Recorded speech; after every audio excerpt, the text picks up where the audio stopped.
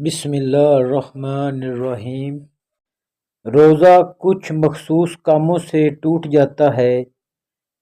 کھانے پینے سے دانستہ جان بوجھ کر کچھ بھی کھانے یا پینے سے روزہ ٹوٹ جاتا ہے، چاہے وہ معمولی مقدار میں ہو۔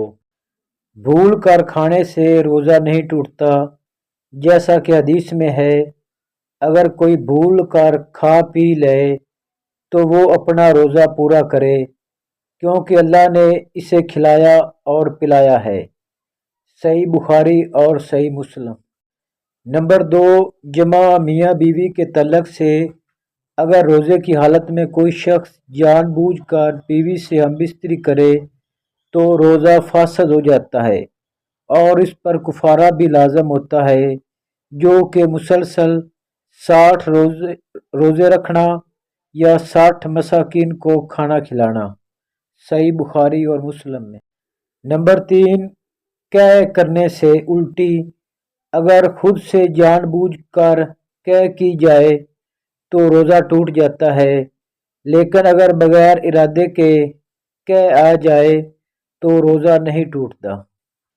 نمبر 4، حیض اور نفاس سے عورت اگر روزے کی حالت میں حیض، ماہواری یا نفاس، بچے کی پیدائش کے بعد کا خون دیکھے تو اس کا روزہ فوراً ٹوٹ جاتا ہے اور بعد میں قضا لازم ہو جاتی ہے۔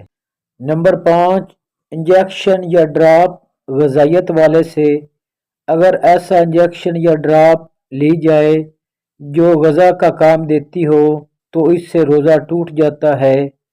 عام دوائی والے انجیکشن یا ویکسین سے روزہ نہیں ٹوٹتا۔ نمبر 6، احتلام نیند میں خارج ہونے سے روزہ نہیں ٹوٹتا۔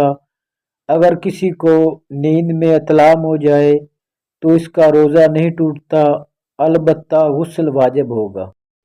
نمبر 7، دانتوں سے خون نکلنا۔